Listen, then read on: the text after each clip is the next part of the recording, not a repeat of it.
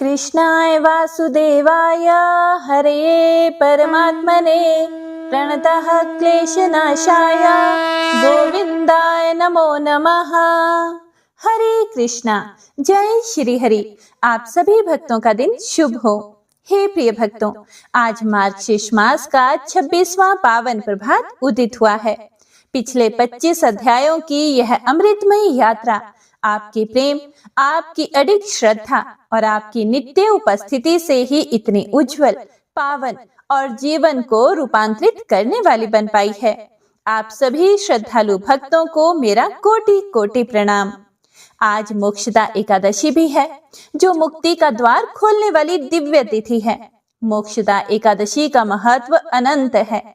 यह वही दिन है जब श्री कृष्ण ने कुरुक्षेत्र में गीता का उपदेश दिया था।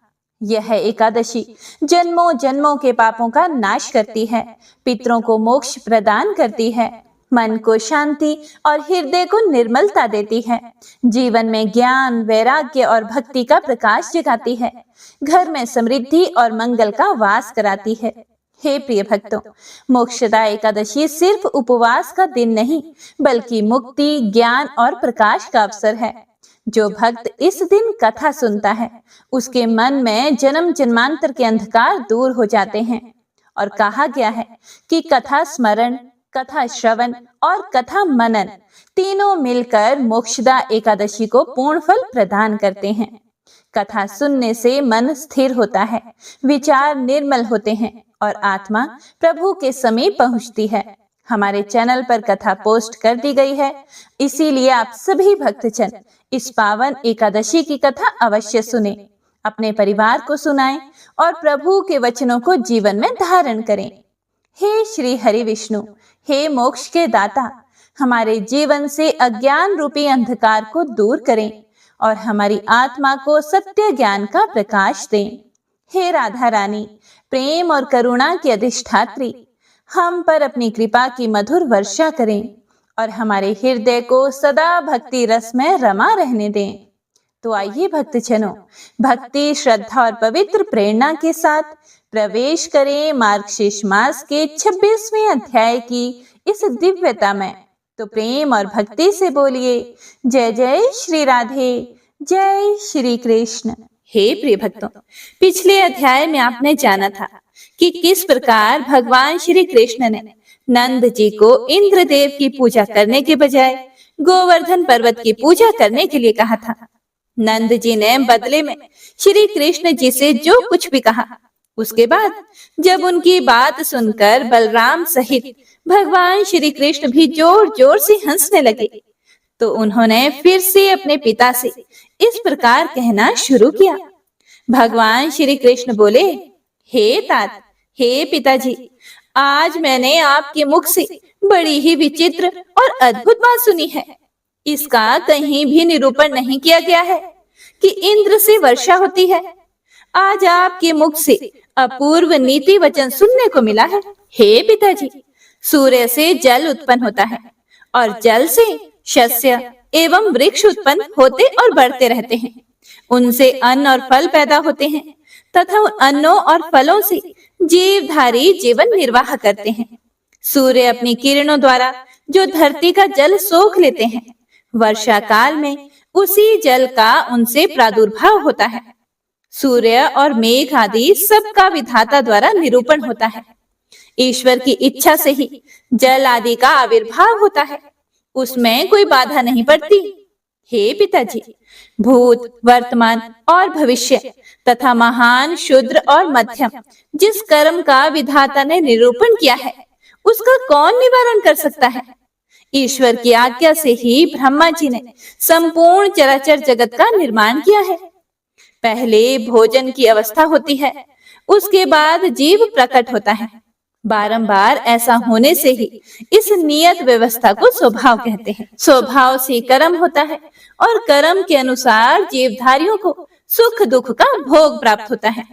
हे पिताजी, जिनके आदेश से जगत के प्राण स्वरूप समीरन सदा तीनों लोकों में बहते रहते हैं, उत्तम प्रभा के धाम सूर्य समस्त भूगोल का भ्रमण करते हुए तपा करते हैं। अग्नि जलाती है, मृत्यु समस्त जंतुओं में संचरित होती है और वृक्ष समय के अनुसार फूल एवं फल धारण करते हैं, जिनकी आज्ञा से समुद्र अपने स्थान पर विद्यमान रहते हैं और तत्काल ही नीचे नीचे निमग्न हो जाते हैं। उन परमेश्वर का ही आप भक्ति भाव से भजन कीजिए। इंद्र क्या कर सकता है भला? ऐसे परमात्मा के रहते हुए इंद्र की पूजा तो विडंबना मात्र है। हे प्रिय भक्तों, लक्ष्मी नारायण भगवान आगे कहते हैं, हे नारद, ऐसा कहकर श्री कृष्ण मौन हो गए। उस समय सभा में बैठे हुए महर्षियों ने भगवान की भूरी भूरी प्रशंसा की। नंद के शरीर में रोमांच हो आया। वे खुशी से उत्फुल्ल होकर सभा में बैठे बैठे अपनी आंखों से आंसू बहाने लगे। मनुष्य यदि अपने पुत्रों से पराजित हो तो वे आनंदित ही होते हैं। श्री कृष्ण की आज्ञा मानकर नंद जी ने स्वस्ति वाचन किया और क्रमशः सभी ब्राह्मणों और मुनियों का वरण किया। उन्होंने आदर पूर्वक गिरिराज गोवर्धन की, समागत मुनीश्वरों की, विद्वान ब्राह्मणों की तथा गौओं और अग्नि की सानंद पूजा की। पूजा की समाप्ति होने पर उस यज्ञ महोत्सव में अनेक प्रकार के वाद्यों का तुमुल नाद होने लगा। जय जयकार के शब्द, शंख ध्वनि तथा हरि नाम कीर्तन होने लगे। हे नारद, मुनिवर गर्ग ने वेदों के मंगल कांड का पाठ किया। बंदी जनों में श्रेष्ठ डिंडी, जो कंस का प्रिय सचिव था, सामने खड़े होकर उच्च स्वर से मंगलाष्टक का पाठ करने लगा। श्री कृष्ण गिरिराज के निकट जाकर दूसरी मूर्ति धारण करके बोले, हे प्रिय भक्तों, अब भगवान श्री कृष्ण एक रूप से तो सभी के सामने खड़े थे और दूसरे रूप से वे पर्वत के पीछे जाकर खड़े हो गए और बोले, मैं ही साक्षात पर्वत हूँ और तुम लोगों की दी हुई भोज्य वस्तुएं खा रहा हूँ। तुम मुझसे वर मांगो। हे प्रिय भक्तों, उस समय श्री कृष्ण भगवान ने अपने पिताजी से कहा, हे पिताजी, सामने देखिए, गिरिराज प्रकट हुए हैं, इनसे वर मांगिए, आपका अवश्य ही कल्याण होगा। तब गोपराज ने हरि दास्य और हरि भक्ति का वर मांगा। परोसी हुई सामग्री खाकर और वर देकर गिरिराज अदृश्य हो गए। मुनीन्द्रों और ब्राह्मणों को भोजन कराकर गोपराज ने बंदी जनों, ब्राह्मणों और मुनियों को धन दिया। उसके बाद आनंद युक्त नंद बलराम और श्री कृष्ण को आगे करके सपरिवार अपने घर को चले गए। उन्होंने बंदी डिंडी को वस्त्र, चांदी, सोना, श्रेष्ठ घोड़ा, मणि तथा अनेक प्रकार के भक्ष्य पदार्थ दिए। मुनि और ब्राह्मण बलराम तथा श्री कृष्ण की स्तुति एवं नमस्कार करके वहां से चले गए। समस्त अप्सराएं, गंधर्व और किन्नर भी अपने अपने स्थान को पधारे। उस महोत्सव में आए हुए राजा और संपूर्ण गोप भी श्री कृष्ण को सादर नमस्कार करके वहां से विदा हो गए। इसी समय यज्ञ भंग हो जाने से अपनी अनेक प्रकार की निंदा सुनकर इंद्र कुपित हो उठे। उनके होंठ फड़फड़ाने लगे। उन्होंने मरुद गणों और मेघों के साथ तत्काल रथ पर आरूढ़ होकर मनोहर नंद नगर वृंदावन पर आक्रमण किया। फिर युद्ध शास्त्र में निपुण समस्त देवता भी हाथों में अस्त्र शस्त्र लिए रोष पूर्वक रथ पर आरूढ़ होकर उनके पीछे पीछे गए। वायु की सनसनाहट, बादलों की गड़गड़ाहट और सेना की भयानक गर्जना से सारा नगर कांप उठा।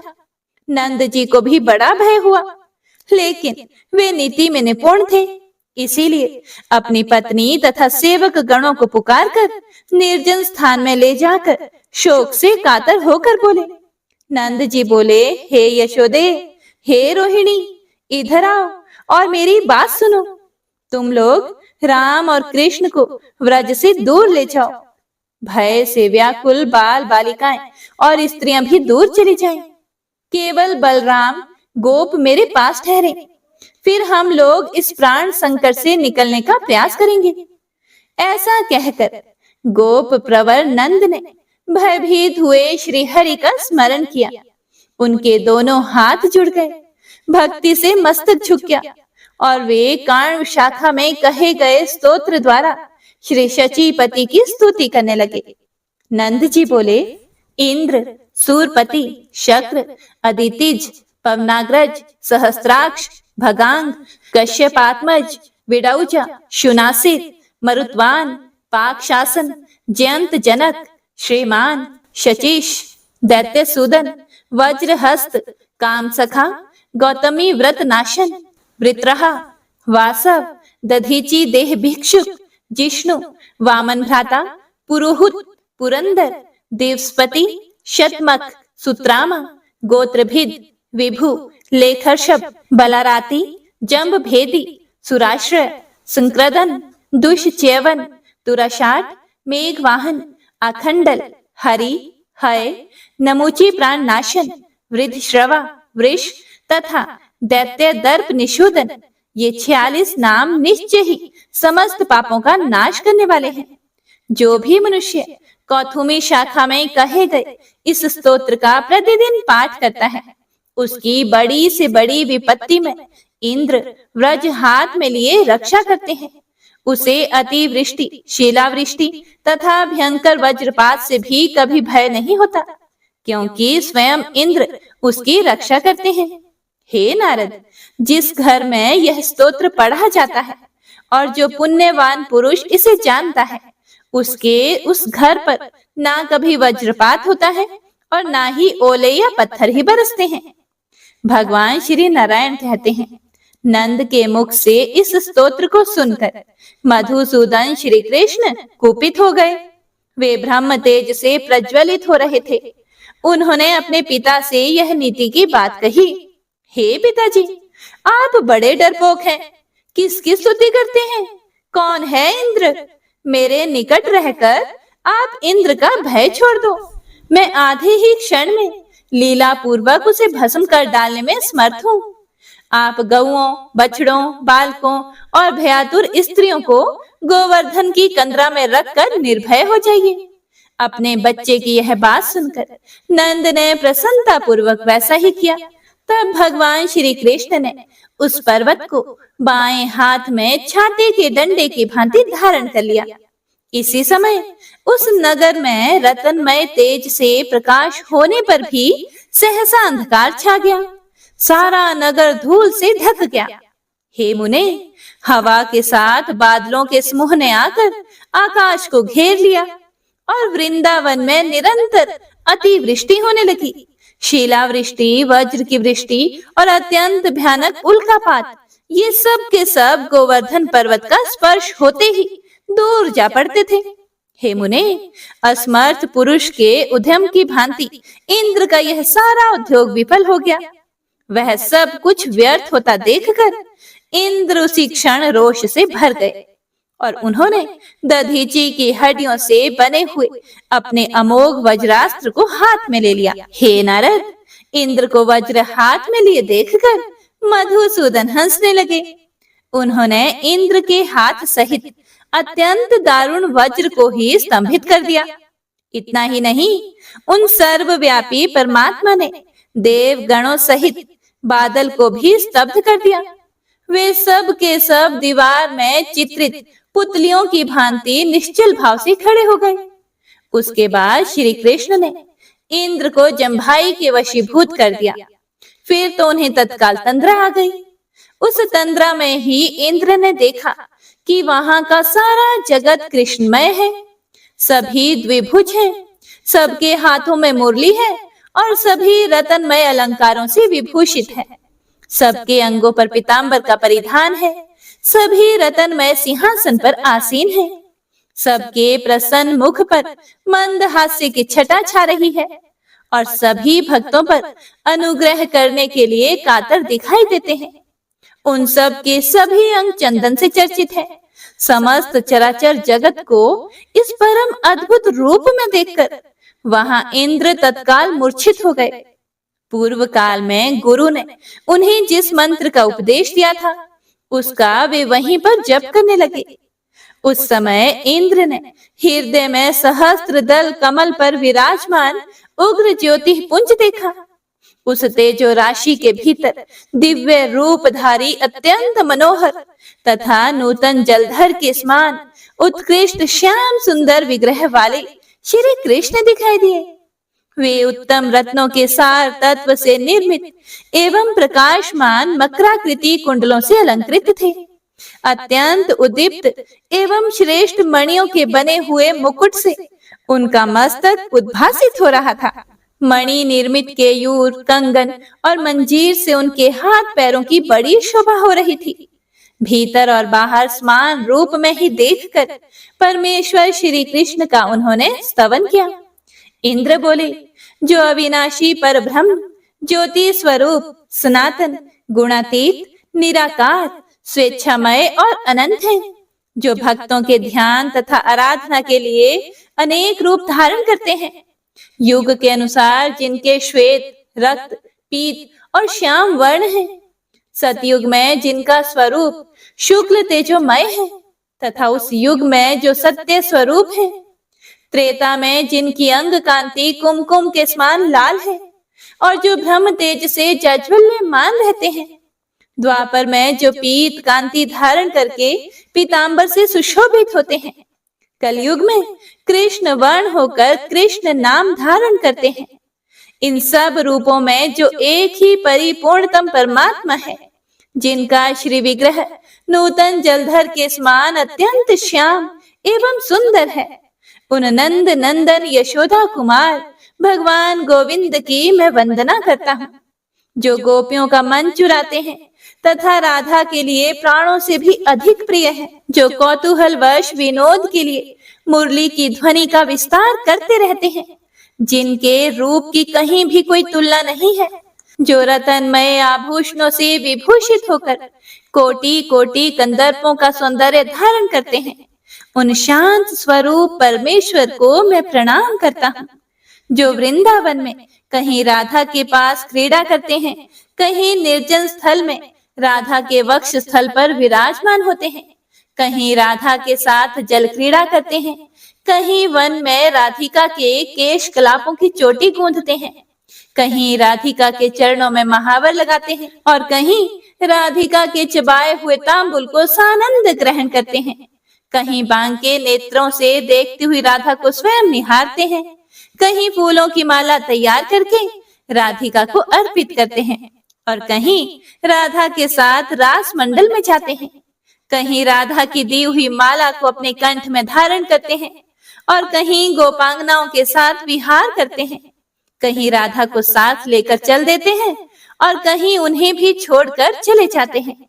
उन्होंने कहीं ब्राह्मण पत्नियों के दिए हुए अन्न का भोजन किया है और कहीं बालकों के साथ ताड़ का फल खाया है, जो कहीं आनंद पूर्वक गोप किशोरियों के मन चुराते हैं, कहीं ग्वाल बालों के साथ दूर गई हुई गवों को आवाज देकर बुलाते हैं, जिन्होंने कहीं कालिया नाग के मस्तक पर अपने चरण कमलों को रखा है और जो कहीं मौज में आकर आनंद विनोद के लिए मुरली की तान छेड़ते हैं तथा कहीं ग्वाल बालों के साथ मधुर गीत गाते हैं।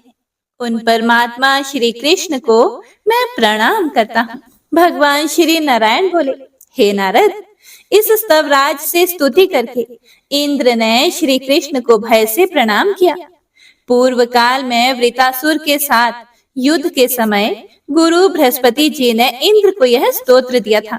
सबसे पहले श्री कृष्ण ने तपस्वी ब्रह्मा को कृपा पूर्वक एकादशाक्षर मंत्र, सब लक्षणों से युक्त कवच और यह स्तोत्र दिया था। फिर ब्रह्मा ने पुष्कर में कुमार को, कुमार ने अंगिरा को और अंगिरा ने बृहस्पति को इसका उपदेश दिया था। इंद्र द्वारा किए गए इस स्तोत्र का जो प्रतिदिन भक्ति पूर्वक पाठ करता है, वह इस लोक में श्री हरि की सुदृढ़ भक्ति और अंत में निश्चय ही उनका दास्य सुख प्राप्त कर लेता है। जन्म, मृत्यु, जरा, व्याधि और शोक से छुटकारा पा जाता है और स्वप्न में भी कभी यमदूत तथा यमलोक को नहीं देखता। भगवान श्री नारायण कहते हैं, इंद्र का वचन सुनकर भगवान लक्ष्मी निवास प्रसन्न हो गए और उन्होंने प्रेम पूर्वक उन्हें वर देकर उस पर्वत को वहां स्थापित कर दिया। भगवान श्री कृष्ण को प्रणाम करके इंद्र अपने गणों के साथ चले गए। उसके बाद गुफा में छुपे हुए लोग वहां से निकलकर अपने घर को गए। उन सब ने श्री कृष्ण को परिपूर्णतम परमात्मा माना। व्रजवासियों को आगे करके श्री कृष्ण अपने घर को गए। नंद के संपूर्ण अंगों में रोमांच हुआ। उनके नेत्रों में भक्ति के आंसू भर आए और उन्होंने सनातन पूर्ण ब्रह्म स्वरूप अपने उस पुत्र की स्तुति की। नंद बोले, जो ब्राह्मणों के हितकारी, गौओं तथा ब्राह्मणों के हितैषी तथा समस्त संसार का भला चाहने वाले हैं, उन सच्चिदानंदमय गोविंद देव को मैं बारंबार नमस्कार करता हूँ। हे प्रभु, आप ब्राह्मणों का प्रिय करने वाले देवता हैं, स्वयं ही ब्रह्म और परमात्मा हैं। आपको मेरा नमस्कार है। आप अनंत कोटि ब्रह्मांड धामों के भी धाम हैं। आपको सादर नमस्कार है। आप मत्स्य आदि रूपों के जीवन तथा साक्षी हैं। आप निर्लिप्त, निर्गुण और निराकार परमात्मा को मेरा नमस्कार है। आपका स्वरूप अत्यंत सूक्ष्म है। आप स्थूल से भी अत्यंत स्थूल हैं। सर्वेश्वर, सर्वरूप तथा तेजोमय हैं। आपको मेरा नमस्कार है। अत्यंत सूक्ष्म स्वरूपधारी होने के कारण आप योगियों के भी ध्यान में नहीं आते हैं। ब्रह्मा, विष्णु और महेश भी आपकी वंदना करते हैं। आप नित्य स्वरूप परमात्मा को मेरा नमस्कार है। हे नारद, ऐसा कहकर नंद श्री हरि के सामने भक्ति भाव से खड़े हो गए। तब प्रसन्न हुए श्री कृष्ण ने उन्हें मनोवांछित वर दिया। इस प्रकार नंद द्वारा किए गए स्तोत्र का जो भक्ति भाव से प्रतिदिन पाठ करता है, वह शीघ्र ही श्री हरि की सुदृढ़ भक्ति और दास्य भाव प्राप्त कर लेता है। जब द्रोण नामक वसु ने अपनी पत्नी धरा के साथ तीर्थ में तपस्या की, तब ब्रह्मा जी ने उन्हें यह परम दुर्लभ स्तोत्र प्रदान किया था। सौरभी मुनि ने पुष्कर में संतुष्ट होकर ब्रह्मा जी को श्री हरि का षडाक्षर मंत्र तथा सर्व रक्षण कवच प्रदान किया था। वही कवच, वही स्तोत्र और वही परम दुर्लभ मंत्र ब्रह्मा के अंशभूत गर्ग मुनि ने तपस्या में लगे हुए नंद को दिया था। पूर्व काल में जिसके लिए जो मंत्र, स्तोत्र, कवच, इष्ट देव, गुरु और विद्या प्राप्त होती है, वह पुरुष उस मंत्र आदि तथा विद्या को निश्चय ही नहीं छोड़ता है। इस प्रकार यह श्री कृष्ण का अद्भुत आख्यान और स्तोत्र कहा गया, जो सुखद, मोक्षप्रद, सभी साधनों का सारभूत तथा भव बंधन को छुटकारा दिलाने वाला है। ओम नमो नारायणाय। हे प्रिय भक्तों, तो आज की महात्म्य कथा यहीं पर समाप्त होती है। इससे आगे का वर्णन आप सभी भक्तजन अगले अध्याय में जरूर सुनिएगा। आइए अब गजेंद्र मोक्ष स्तोत्र का पाठ करते हैं। इस पाठ को करते समय अगर हम अपने मन में यह भावना रखें कि हे श्री हरि विष्णु, हे मेरे प्रभु, जिस प्रकार से आपने गजेंद्र को परेशानी से बाहर निकाला, उसी प्रकार से हमें भी हमारी परेशानियों से बाहर निकालिए, तो यकीन मानिए निश्चित ही भगवान श्री हरि विष्णु हमारी मदद स्वयं करते हैं। तो आइए अब सच्चे मन से भगवान श्री हरि विष्णु का ध्यान करके इस परम कल्याणकारी स्तोत्र का पाठ करते हैं। जय श्री हरि विष्णु। शुक जी ने कहा कि बुद्धि के अनुसार पिछले अध्याय में वर्णन किए गए रीति से अपने मन को नियंत्रित करके और हृदय को स्थिर करके गजेंद्र अपने पिछले जन्म में याद किए गए सर्वोच्च कार्य और बार बार जप किए जाने वाले स्तोत्र का जाप करने लगा।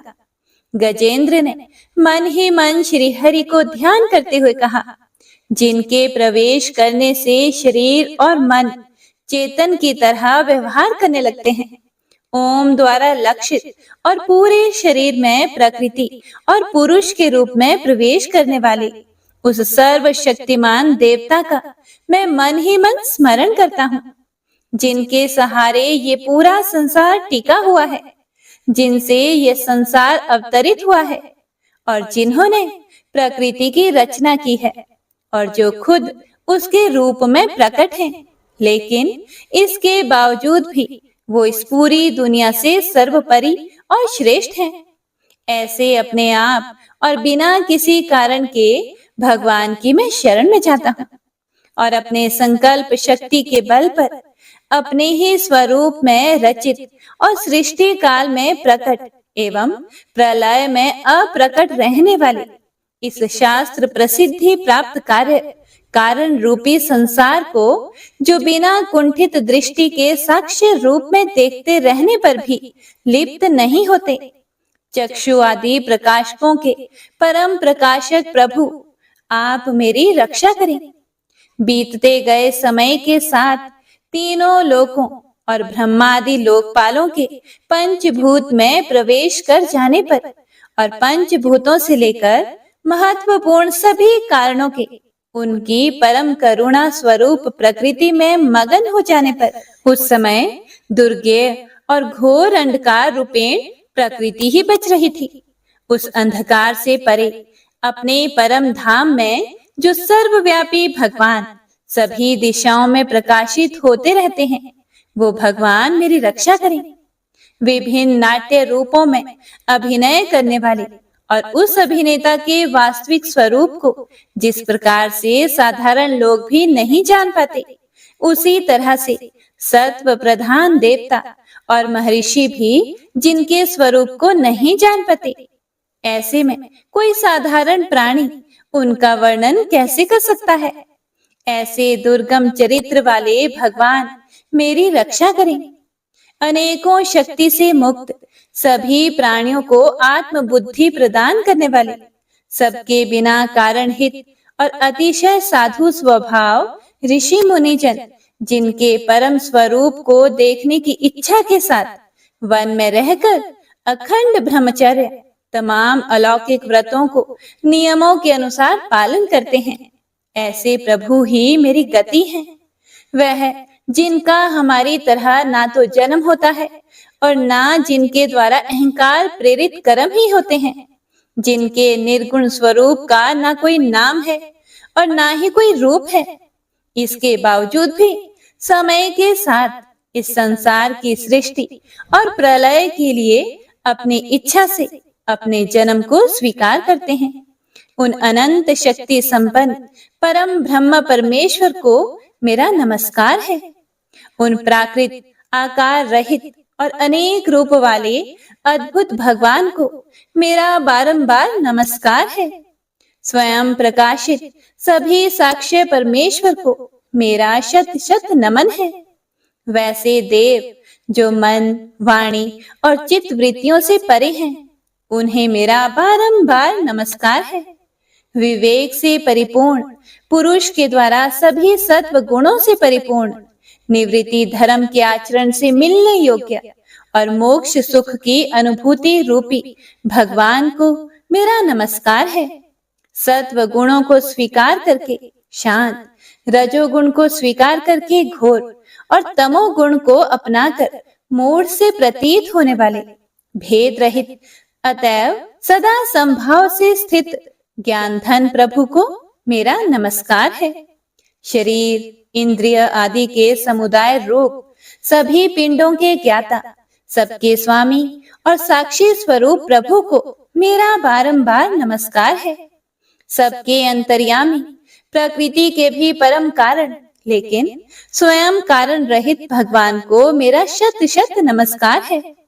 सभी इंद्रियों और सभी विषयों के जानकार, सभी प्रतीतियों के कारण रूप संपूर्ण जड़ प्रपंच और सबकी मूलभूता अविद्या के द्वारा सूचित होने वाले और सभी विषयों में अविद्या रूप से भासने वाले भगवान को मेरा नमस्कार है। सबके कारण लेकिन स्वयं कारण रहित तथा कारण होने पर भी परिणाम रहित होने की वजह से अन्य कारणों से भी विलक्षण कारण आपको मेरा बारंबार नमस्कार है। सभी वेदों और शास्त्रों के परम तात्पर्य, मोक्ष रूपी और श्रेष्ठ पुरुषों की परम गति देवता को मेरा नमस्कार है। वह जो त्रिगुण रूपों में छिपी हुई ज्ञान रूपी अग्नि है, वैसे गुणों में हलचल होने पर जिनके मन में संसार को रचने की वृत्ति उत्पन्न हो उठती हो और जो आत्मा तत्व की भावना के द्वारा विधि निषेध रूप शास्त्र से भी ऊपर उठे हों, जो महाज्ञानी महात्माओं में स्वयं प्रकाशित हो रहे हैं, ऐसे भगवान को मेरा नमस्कार है। मेरे जैसे शरणागत पशु के समान जीवों की अविद्या रूप फांसी को पूर्ण रूप से काट देने वाले परम दयालु और दया करने में कभी भी आलस्य नहीं करने वाले भगवान को मेरा नमस्कार है। अपने अंश से सभी जीवों के मन में अंतर्यामी रूप से प्रकट होने वाले सर्वनियंता अनंत परमात्मा आपको मेरा नमस्कार है। जो शरीर, पुत्र, मित्र, घर और संपत्ति सहित कुटुंबियों में अशक्त लोगों के द्वारा कठिनाई से मिलते हों और मुक्त पुरुषों के द्वारा अपने हृदय में निरंतर चिंतित ज्ञान स्वरूप सर्व समर्थ परमेश्वर को मेरा नमस्कार है।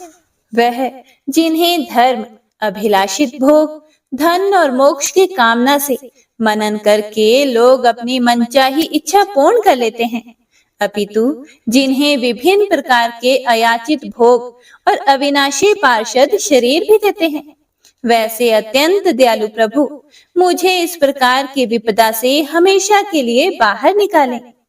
वह जिनके एक से अधिक भक्त हैं, जो मुख्य रूप से एकमात्र उसी भगवान की शरण में हैं, जो धर्म, अर्थ आदि किसी भी पदार्थ को नहीं चाहते, अपितु जो केवल उन्हीं के परम मंगलमय एवं अत्यंत विलक्षण चरित्र का गुणगान करते हुए उनके आनंदमय समुद्र में गोते लगाते रहते हैं। उन अविनाशी, सर्वव्यापी, सर्वमान्य ब्रह्मादि के भी नियामक, अभक्तों के लिए भी हमेशा प्रकट होने वाले, भक्ति योग द्वारा प्राप्त अत्यंत निकट होने पर भी माया के कारण अत्यंत दूर महसूस होने वाले, इंद्रियों के द्वारा अगम्य और अत्यंत दुर्विज्ञ, अंत रहित, लेकिन सभी के आदि कारक और सभी तरफ से परिपूर्ण उन प्रभु की मैं स्तुति करता हूँ। वो जो ब्रह्मा सहित सभी देवता, चारों वेद तथा समस्त चराचर जीव नाम और आकृति भेद से जिनके अत्यंत क्षुद्र अंशों से रचे गए हैं, जिस तरह से जलती हुई अग्नि की लपटें और सूरज की किरणें बार बार निकलती हैं और फिर से अपने कारण में ही लीन हो जाती है, उसी प्रकार बुद्धि, मन, इंद्रियां और नाना योनियों के शरीर, जिन सभी गुणों से प्राप्त शरीर जो स्वयं प्रकाश परमात्मा से प्रकट होता है और फिर से उन्हीं में लीन हो जाता है, वह प्रभु जो ना तो देवता है, ना असुर, ना मनुष्य है और ना ही मनुष्य से नीचे किसी अन्य योनि के प्राणी, ना ही वो स्त्री हैं और ना ही पुरुष, ना ही नपुंसक और ना ही वो कोई ऐसे जीव हैं जिनका इन तीनों ही श्रेणी में समावेश है। वो ना तो गुण है, ना कर्म, वो ना ही कार्य है और ना ही कारण। इन सभी योनियों का निषेध होने पर जो बचता है वही उनका असली रूप है और वे ही सब कुछ हैं। ऐसे प्रभु मेरा उत्थान करने के लिए प्रकट हो। अब मैं इस मगरमच्छ के चंगुल से आजाद होने के बाद जीवित नहीं रहना चाहता। इसकी वजह ये है कि मैं सभी तरफ से अज्ञानता से ढके इस हाथी के शरीर का क्या करूं? मैं आत्मा के प्रकाश से ढक देने वाले अज्ञानता से युक्त इस हाथी के शरीर से मुक्त होना चाहता हूँ, जिसका काल क्रम से अपने नाश नहीं होता, बल्कि ईश्वर की दया और ज्ञान से उदय हो पाता है। इस प्रकार से मोक्ष के लिए लालायित संसार के रचयिता स्वयं संसार के रूप में प्रकट, लेकिन संसार से परे, संसार में एक खिलौने की भांति खेलने वाले, संसार में आत्म रूप से व्याप्त अजन्मा, सर्वव्यापी एवं प्रापत्य वस्तुओं में सर्वश्रेष्ठ श्री हरि का केवल स्मरण करता हूँ और उनकी शरण में जाता हूँ, जिन्होंने भगवत भक्ति रूपी योग के द्वारा कर्मों को जला डाला है, जिन्हें समस्त योगी ऋषि अपने योग के द्वारा अपने शुद्ध हृदय में प्रकट देखते हैं। उन योगेश्वर भगवान को मेरा नमस्कार है। वह जिनके त्रिगुणे शक्तियों का राग, रूप, वेग और असह्य है, जो सभी इंद्रियों के विषय रूप में मौजूद हैं। वह जिनकी इंद्रियां समस्त विषयों में ही बसी रहती है, ऐसे लोगों को जिनको मार्ग मिलना भी संभव नहीं है, वैसे शरणागत एवं अपार शक्तिशाली वाले भगवान, आपको मेरा बारंबार नमस्कार है। जिनकी अविद्या नाम के शक्ति के कार्य रूप अहंकार से ढके हुए हैं, वह जिनके रूप को जीव समझ नहीं पाते हैं, ऐसे अपार महिमा वाले भगवान की मैं शरण लेता हूँ। हे प्रिय भक्तों, श्री सुखदेव जी कहते हैं कि वह जिसने पूर्व प्रकार से भगवान के भेद रहित सभी निराकार रूप का वर्णन किया था, उस गजराज के करीब जब ब्रह्मा आदि अन्य कोई भी देवता नहीं आए, जो अपने विभिन्न प्रकार के विशेष विग्रहों को ही अपना रूप मानते हैं, ऐसे में साक्षात विष्णु जी, जो सभी के आत्मा होने के कारण सभी देवताओं के रूप हैं, तब वह वहां पर प्रकट हुए। गजराज को इस प्रकार से दुखी देखकर और उसके पढ़े गए स्तुति को सुनकर चक्रधारी प्रभु इच्छानुसार वेग वाले गरुड़ की पीठ पर सवार होकर सभी देवों के साथ उस स्थान पर पहुंचे जहां वह गज था। गज अर्थात हाथी था। सरोवर के अंदर महाबलशाली मगरमच्छ द्वारा जकड़े और दुखी उस हाथी ने आसमान में गरुड़ की पीठ पर बैठे और हाथों में चक्र लिए भगवान श्री हरि विष्णु को आते हुए जब देखा, तो वह अपनी सूंड में पहले से ही उनकी पूजा के लिए रखे कमल के फूल को श्री हरि पर बरसाते हुए कहने लगा, सर्व पूज्य भगवान श्री हरि नारायण, आपको मेरा प्रणाम है। सर्व पूज्य भगवान श्री हरि, आपको मेरा नमस्कार है। लाचार हाथी को पीड़ित देखकर श्री हरि विष्णु गरुड़ से नीचे उतरकर सरोवर में उतर आए और वह दया से प्रेरित होकर ग्राह सहित उस गज को तुरंत ही सरोवर से बाहर निकाल आए और देवताओं के देखते ही देखते अपने चक्र से मगरमच्छ के गर्दन को काट दिया और हाथी को उस पीड़ा से बाहर निकाल लिया। तो इसी के साथ गजेंद्र मोक्ष स्तोत्र संपूर्ण हुआ। तो सभी एक बार प्रेम से बोलिए, भगवान श्री हरि विष्णु की जय। बंशी शोभित कर मधुर नील जलद तन श्याम, अरुण अधर जनु बिंब फल नयन कमल अभिराम, पूर्ण इंद्र अरविंद मुख पीतांबर शुभ साज, जय मन मोहन मदन छवि कृष्ण चंद्र महाराज। जय यदुनंदन जय जगवंदन, जय वसुदेव देवकी नंदन, जय यशोदासुत नंद दुलारे, जय प्रभु भक्तन के दृग तारे, जय नट नागर नागन थैया कृष्ण कन्हैया धेनु चरैया, पुनि नख पर प्रभु गिरिवर धारो, आओ दीनन कष्ट निवारो, वंशी मधुरे अधर धर तेरे, होवे पूर्ण मनोरथ मेरी, आओ हरि पुनि माखन चाखो, आज लाज भारत की राखो, गोल कपोल चिबुक करुणारे, मृदु मुस्कान मोहिनी डारे, रंजित राजीव नयन विशाला, मोर मुकुट वैजंती माला,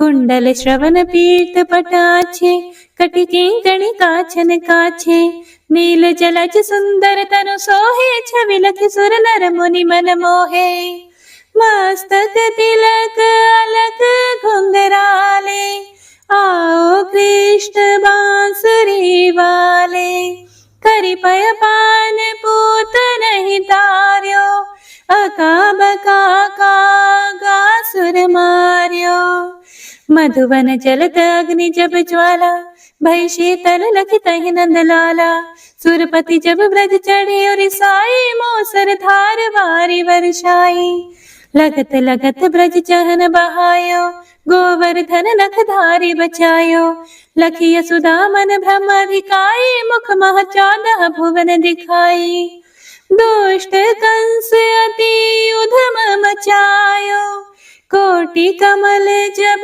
फूल मंगायो। नाथी काल यही तब तुम लीन है, चरण चिन्ह दई निर्भय कीन है। करि गोपिन संग रास विलासा, सबकी पूर्ण करी अभिलाषा। केतिक महासुर संहार्यो, कंस ही केस पकड़ी दई मार्यो। मात पिता की बंदी छुड़ाई, उग्रसेन कहा राज दिलाई। मही से मृतक छहो सुत लायो, मातु देव की शोक मिटायो। भौमासुर मुर दैत्य सहारी, लाए शत दश सहस कुमारी। दई भिन ही तृण चीर सहारा, जरा सिंधु राक्षस कह मारा। असुर बकासुर आदिक मार्यो, भक्तन के तब कष्ट निवार्यो। दीन सुदामा के दुख टार्यो, तंदुल 3 मूठ मुख डार्यो। प्रेम के साग विदुर घर मांगे, दुर्योधन के मेवा त्यागे। लखी प्रेम की महिमा भारी, ऐसे श्याम दीन हितकारी। भारत के पारथ रथ हाके, लिए चक्र करे नहीं बलता के। निज गीता के ज्ञान सुनाए, भक्तन हृदय सुधा वर्षाए। मीरा थी ऐसी मतवाली, विष पी गई बजा कर ताली। राणा भेजा सांप पिटारी, शालिग्राम बने बनवारी। निज माया तुम विधि दिखायो, उरते संश सकल मिटायो। तब शत निंदा कर तत्काला, जीवन मुक्त भयो शिशुपाला। जब ही द्रौपदी टेर लगाई, दीनानाथ लाज अब जाई। तुरत ही वसन बने नंदलाला, बढ़े चीर भई अरि मोह काला। असनाथ के नाथ कन्हैया, डूबत भंवर बचावत नैया। सुंदर दास आसुर धारी, दया दृष्टि कीजे बनवारी। नाथ सकल मम कुमति निवारो, क्षमहु बेगी अपराध हमारो। खोलो पट अब दर्शन दीजिए, बोलो कृष्ण कन्हैया की जय। बोलो कृष्ण कन्हैया की जय। बोलो कृष्ण कन्हैया की जय। यह चालीसा कृष्ण का पाठ करे उरधारी, अष्ट सिद्धि नवनिधि फल लहे पदारथ चारी। जय श्री कृष्ण।